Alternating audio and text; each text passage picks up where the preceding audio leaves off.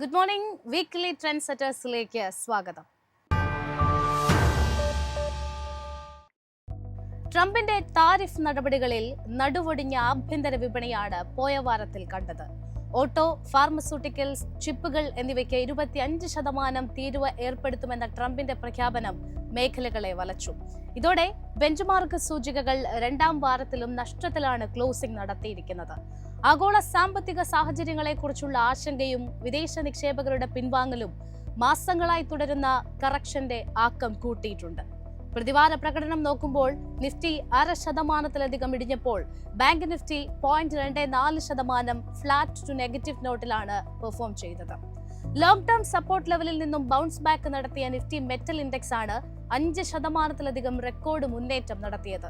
3.34% നേട്ടം എനർജി മേഖലയും കാഴ്ചവെച്ചു.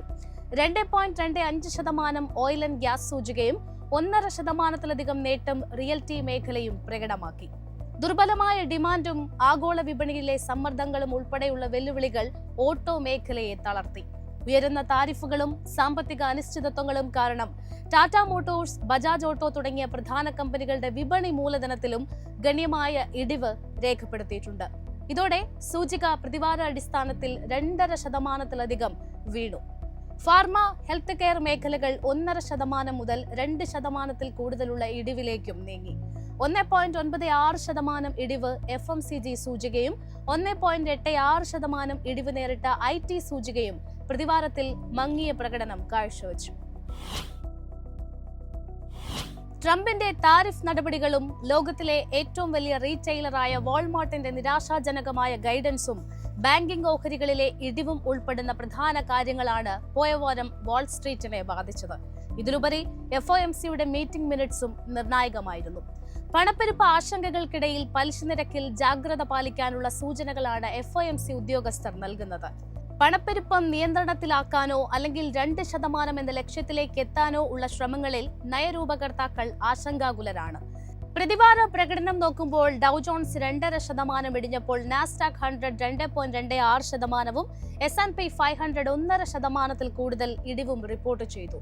വരുന്ന വാരത്തിലേക്ക് കടക്കുമ്പോൾ CB കൺസ്യൂമർ കോൺഫിഡൻസ് ഡേറ്റയോടാണ് വിപണി ആദ്യം പ്രതികരിക്കുക. ജനുവരിയിൽ സൂചിക ഡിസംബറിലെ 109.5 നിന്ന് 104.1 കുറയുകയാണ് ചെയ്തത്. സമ്പദ് വ്യവസ്ഥയുടെ നിലവിലുള്ള അവസ്ഥയെക്കുറിച്ച് ഉപഭോക്താക്കൾക്കുള്ള വ്യക്തമായ ധാരണ നൽകുന്നതിനാൽ വരുന്ന വാരത്തിലും ഇതിൽ കുറവുണ്ടായാൽ അത് വിപണിയിലും പ്രതിഫലിക്കും. ഫെബ്രുവരി 26 Federal Reserve Bank of Atlanta President Raphael ബോസ്റ്റിക്കിന്റെ സ്പീച്ച്. ഭാവിയിലെ പണനയത്തെക്കുറിച്ചുള്ള സൂക്ഷ്മമായ സൂചനകൾ നൽകാൻ പ്രാപ്തമായ പ്രസംഗം എന്നതിനാൽ നിക്ഷേപകർ ഏറെ ശ്രദ്ധയോടെയാണ് ഇതിനെ നോക്കിക്കാണുന്നത്. അന്ന് തന്നെയാണ് ന്യൂ ഹോം സെയിൽസ് ഡാറ്റ വരുന്നത്. പ്രതീക്ഷകളെ മറികടന്നുകൊണ്ടുള്ള നമ്പേഴ്സാണ് കഴിഞ്ഞ തവണ ഡേറ്റയിൽ കണ്ടത്. വിൽപ്പനയിൽ ഉണ്ടായ ശക്തമായ തിരിച്ചുവരവ് വരുന്ന വാരത്തിലും ഉണ്ടാകുമോ എന്നതും നിർണായകമാണ്. റിയൽ എസ്റ്റേറ്റ് മേഖലയുടെ ട്രെൻഡ് വിലയിരുത്താൻ ഈ ഡാറ്റകൾ നിക്ഷേപകരെ സഹായിക്കും. 27-ാം തീയതി വരുന്ന പ്രതിമാസ ഡ്യൂറബിൾ ഗുഡ്സ് ഓർഡർ കണക്കുകളും പ്രാധാന്യമർഹിക്കുന്നുണ്ട്.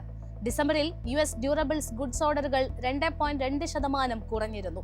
അതുകൊണ്ട് തന്നെ പുതിയ ഓർഡറുകളുടെ മൂല്യത്തിൽ വരുന്ന വാരത്തിൽ രേഖപ്പെടുത്തുന്ന നമ്പേഴ്സ് വിപണി ശ്രദ്ധയാകർഷിക്കും. ഒപ്പം നിർമ്മാണ മേഖലയുടെ ഡിമാൻഡ് നിർണ്ണയിക്കാൻ ഈ ഡാറ്റയിലൂടെ സാധിക്കും. ഇതിലൊക്കെ ഉപരിയായി അന്ന് തന്നെയാണ് അമേരിക്കൻ GDP കണക്കുകളും എത്തുന്നത്. ഇൻവെന്ററികളിലെ ഇടിവ് കാരണം 2024 4-ാം പാദത്തിൽ GDP വളർച്ച 2.3% കുറഞ്ഞിരുന്നു. കൺസംഷൻ, നെറ്റ് എക്സ്പോർട്ട്, ഒപ്പം ഗവൺമെന്റ് സ്പെൻഡിംഗ് എന്നിവ ഇത്തവണ GDPയെ തുണച്ചാൽ വരുന്ന ഡാറ്റകൾ നേട്ടമാകും. 2025 US-ൽ ശക്തമായ സാമ്പത്തിക വളർച്ച ഉണ്ടാകുമെന്ന പ്രതീക്ഷകൾ, നിരക്ക് കുറയ്ക്കൽ സാധ്യത എന്നിവയെല്ലാം സമ്പദ് വ്യവസ്ഥയ്ക്ക് ശക്തി പകരുന്നവയായി നിലകൊള്ളുകയാണ്. ജർമ്മനിയിലെ ഫെഡറൽ തെരഞ്ഞെടുപ്പും പാദഫലങ്ങളും PMI ഡാറ്റയുമെല്ലാമാണ് യൂറോപ്യൻ വിപണിയുടെ ഗതി പോയ വാരം നിയന്ത്രിച്ചത്. യൂറോപ്പിലെ സാമ്പത്തിക ശക്തി കേന്ദ്രത്തിന്റെ ചാൻസലർ സ്ഥാനത്തേക്കുള്ള മത്സരം ചൂടുപിടിക്കുകയാണ്. അടുത്ത 4 വർഷത്തേക്ക് യൂറോപ്യൻ യൂണിയന്റെ ഏറ്റവും വലിയ സമ്പദ് വ്യവസ്ഥയുടെയും അതിന്റെ രാഷ്ട്രീയ ഭൂപ്രകൃതിയുടെയും ഭാവിയെ രൂപപ്പെടുത്തുന്ന തീരുമാനം എന്നതിനാൽ ഏറെ പ്രാധാന്യമർഹിക്കുന്ന ഇലക്ഷൻ കൂടിയാണിത്. വീക്ക്ലി പെർഫോമൻസിൽ FTSE 100 0.87% ഇടിവ് റിപ്പോർട്ട് ചെയ്തു. CAC 40 ആകട്ടെ 0.29% ഫ്ലാറ്റ് ടു നെഗറ്റീവ് നോട്ടിൽ അവസാനിച്ചപ്പോൾ ഡാക്സ് സൂചിക 1%-ലധികവും ഇടിവ് രേഖപ്പെടുത്തി. അടുത്ത വാരത്തിൽ CPI കണക്കുകളിലേക്കാണ് വിപണി ആദ്യം കടക്കുന്നത്. ജനുവരിയിൽ യൂറോ മേഖലയിലെ പണപ്പെരുപ്പ നിരക്ക് 2.5%. ഇത് മുൻമാസത്തെ 2.4%-നേക്കാൾ കൂടുതലായിരുന്നു. 2024 ജൂലൈക്ക് ശേഷമുള്ള ഏറ്റവും ഉയർന്ന പണപ്പെരുപ്പ നിരക്കാണിത്. അതുകൊണ്ട് തന്നെ വരുന്ന വാരത്തിലും സമാന അനുമാനമാണ് നിലനിൽക്കുന്നതും. അങ്ങനെയെങ്കിൽ ഇൻഫ്ലേഷൻ കണക്കുകൾ വിപണിയെ ദുർബലമാക്കാൻ സാധ്യതയുണ്ട്. കൂടാതെ യൂറോപ്യൻ സെൻട്രൽ ബാങ്കിന്റെ ധനനയ യോഗ തീരുമാനങ്ങളാണ് 27-ാം തീയതി എത്തുക. സാമ്പത്തിക വളർച്ചയിലടക്കം യൂറോപ്യൻ രാജ്യങ്ങൾ പ്രതിസന്ധി നേരിടുന്ന സാഹചര്യത്തിൽ വരുന്ന തീരുമാനങ്ങൾ നിർണായകവുമാണ്. പീപ്പിൾസ് ബാങ്ക് ഓഫ് ചൈനയുടെ നിരക്ക് തീരുമാനങ്ങളും ഡോളർ യെൻ ദുർബലമായതുമൊക്കെയാണ് പോയവാരം ഏഷ്യൻ വിപണികളെ സ്വാധീനിച്ചത്. പ്രതിവാരാടിസ്ഥാനത്തിൽ സമ്മിശ്ര പ്രകടനം നടന്ന സൂചികകളിൽ നിക്കൈ 225 1% ഇടിഞ്ഞപ്പോൾ ഷാങ്ഹായ് കോമ്പസിറ്റ് 1%, ഹാങ്സെങ് സൂചിക 3.5% കൂടുതൽ നേട്ടവുമാണ് രേഖപ്പെടുത്തിയത്. വിപണി പ്രതീക്ഷകൾക്കനുസൃതമായി ചൈനയുടെ കേന്ദ്ര ബാങ്കായ പീപ്പിൾസ് ബാങ്ക് ഓഫ് ചൈന തുടർച്ചയായ 4-ാം യോഗത്തിലും ബെഞ്ച്മാർക്ക് വായ്പാ നിരക്കുകൾ മാറ്റമില്ലാതെ നിലനിർത്തിയിട്ടുണ്ട്. ലോൺ പ്രൈം നിരക്ക് 3.1% സ്ഥിരമായി തുടർന്നു. വരുന്ന വാരത്തിൽ 28-ന് വരുന്ന ചൈനീസ് മാനുഫാക്ചറിംഗ് PMI കണക്കുകളാണ് വിപണി ശ്രദ്ധയാകർഷിക്കുന്നത്. ഡിസംബറിലെ 50.1-ൽ നിന്ന് ജനുവരിയിൽ ചൈനയുടെ മാനുഫാക്ചറിംഗ് PMI 49.1 കുറഞ്ഞു.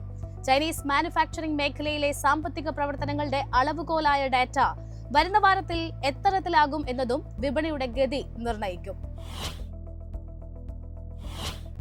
കമോഡിറ്റി മാർക്കറ്റിൽ ഒരു ന്യൂട്രൽ ടോണാണ് പോയ വാരം കാണാൻ കഴിഞ്ഞത്. ആഴ്ചയിലെ ആദ്യ ദിനങ്ങളിലെ ഗെയിൻസ് എല്ലാം തുടച്ചു നീക്കിക്കൊണ്ട് ഒരു സ്ലൈറ്റ് ബുള്ളിഷ് നോട്ടിലാണ് ബ്രെന്റ് ക്രൂഡ് വാരാന്ത്യത്തിൽ 0.28% മുന്നേറി ബാരലിന് $74.28 വ്യാപാരം അവസാനിപ്പിച്ചത്. സമാനമായി WTI ക്രൂഡ് പ്രതിവാരാടിസ്ഥാനത്തിൽ 0.17% ഇടിഞ്ഞ് ബാരലിന് $70.49 എന്ന നിലയിലുമാണ് വ്യാപാരം അവസാനിപ്പിച്ചിരിക്കുന്നത്. ടെക്നിക്കൽ സൈഡിൽ ബ്രെന്റ് ക്രൂഡിന്റെ ആദ്യ സപ്പോർട്ട് $70.94 തുടർന്ന് $72.63 അപ്സൈഡിലേക്ക് വരുമ്പോൾ $76 ഇത് മറികടക്കാൻ സാധിച്ചാൽ $78 റെസിസ്റ്റൻസായി ആക്ട് ചെയ്യും. ഫിബൊനാച്ചി റീട്രേസ്മെന്റ് ലെവലുകൾ അനുസരിച്ച് WTI ക്രൂഡിന്റെ ആദ്യ സപ്പോർട്ട് $69.93 തുടർന്ന് $69.32 $67 സപ്പോർട്ട് പരിഗണിക്കാവുന്നതാണ്. മറുവശത്ത് $72.89 ആദ്യ റെസിസ്റ്റൻസ് പ്രതീക്ഷിക്കാം. ഈ ഒരു ലെവൽ മറികടക്കാൻ സാധിച്ചാൽ $73.21 തുടർന്ന് $75.19 ലെവലുകളുമായിരിക്കും റെസിസ്റ്റൻസായി ആക്ട് ചെയ്യുക. സ്വർണ്ണവില $2,954 എന്ന സർവകാല ഉയരം തൊട്ട് തുടർച്ചയായ 8 ആഴ്ചയിലും നേട്ടമാണ് രേഖപ്പെടുത്തിയിരിക്കുന്നത്. പ്രതിവാര പ്രകടനത്തിൽ 1.83% നേട്ടത്തോടെ ട്രോയ് ഔൺസിന് $2,934.95 എന്ന നിലയിലാണ് സ്വർണം വ്യാപാരം അവസാനിപ്പിച്ചത്.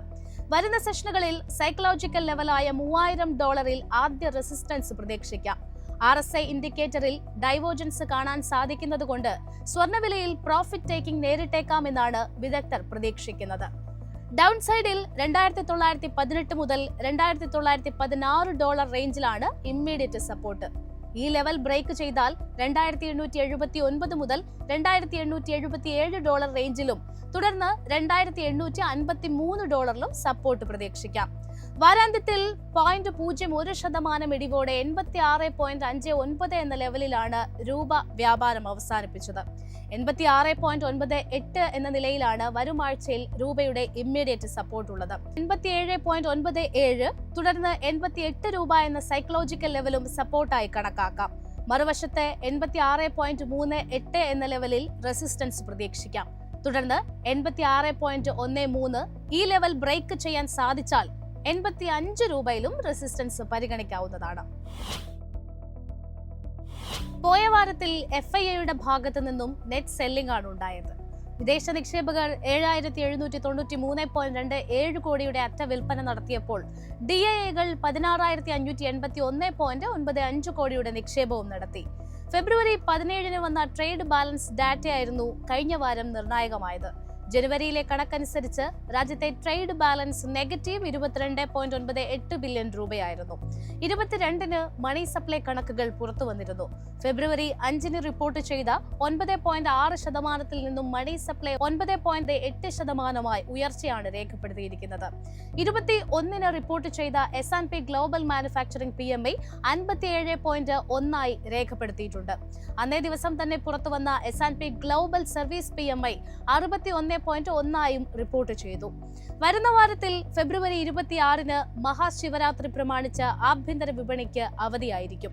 ഫെബ്രുവരി 28-ന് ഫെഡറൽ ഫിസ്ക്കൽ ഡെഫിസിറ്റ് കണക്കുകൾ പുറത്തുവരുന്നുണ്ട്. ജനുവരി 31-ന് അവസാനിച്ച മാസത്തിൽ രാജ്യത്തെ ഫിസ്ക്കൽ ഡെഫിസിറ്റ് 9,140.89 ബില്യൺ രൂപയായിരുന്നു. ഇതിലൊക്കെ ഉപരിയായി അന്നേ ദിവസം തന്നെ മൂന്നാം പാദ GDP കണക്കുകളും അറിയാൻ സാധിക്കും. രണ്ടാം പാദത്തിൽ 5.4% രാജ്യത്തിന്റെ GDP.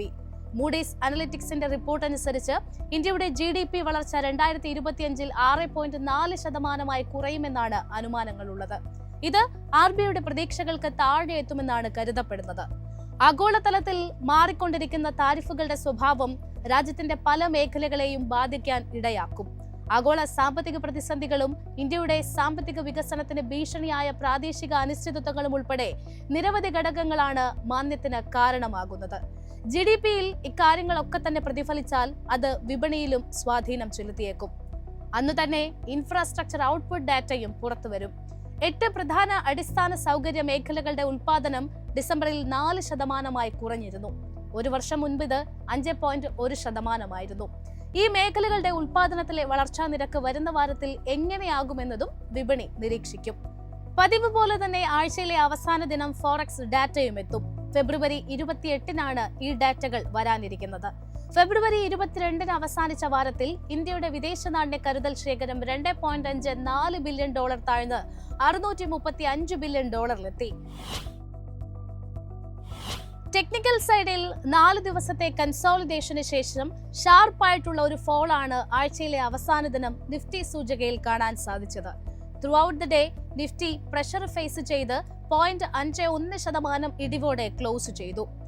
വിദഗ്ധർ പറയുന്നത് ഡൗൺവേർഡ് സ്ലോപ്പിംഗ് ട്രെൻഡ് ലൈൻ സപ്പോർട്ടായ 22,800 ലെവൽ സസ്റ്റെയിൻ ചെയ്യാൻ സാധിച്ചില്ലെങ്കിൽ 22,500 എന്ന ലെവലിലേക്ക് സെല്ലിംഗ് പ്രഷർ ഉണ്ടാകാം എന്നാണ്. 23,100 മുതൽ 23,000 സ്ട്രൈക്കുകളിൽ ആക്ടിവിറ്റി ഉള്ളത് ഹയർ ലെവലുകളിൽ റെസിസ്റ്റൻസിന്റെ സൂചനയാണെന്നും പുട്ട് കോൾ റേഷ്യോ 0.82-ൽ നിന്നും 0.74 കുറഞ്ഞത് ബുള്ളിഷ് സെന്റിമെന്റിലേക്ക് മാറുന്ന സൂചനയാണെന്നുമാണ് Mirae Asset Sharekhan analyst Jatin Gedia പറയുന്നത്. സൂചികയിൽ ഇടിവിന്റെ ആഘാതം കുറഞ്ഞത് ഒരു പുൾ ബാക്ക് നടത്താനുള്ള ചാൻസ് കൂടുതലാണെന്നും അദ്ദേഹം കൂട്ടിച്ചേർത്തു. അതുകൊണ്ട് തന്നെ 22,600 സപ്പോർട്ട് ഏരിയയും 23,000 മുതൽ 23,100 എന്ന റേഞ്ച് റെസിസ്റ്റൻസ് ആയി പരിഗണിക്കാമെന്നും ജതിൻ ഗേഡിയ പറയുന്നു. ബാങ്ക് നിഫ്റ്റി ആകട്ടെ ഒരു കൺസോളിഡേഷൻ മോഡിൽ തുടരുന്ന അവസ്ഥയാണ് പോയ വാരം കാണാൻ സാധിച്ചത്. വെള്ളിയാഴ്ച പോസിറ്റീവായി ഓപ്പൺ ചെയ്തെങ്കിലും അത് സസ്റ്റെയിൻ ചെയ്യാൻ സാധിക്കാതെ 0.5% കൂടുതൽ ഇടിവോടെയാണ് ക്ലോസ് ചെയ്തിരിക്കുന്നത്.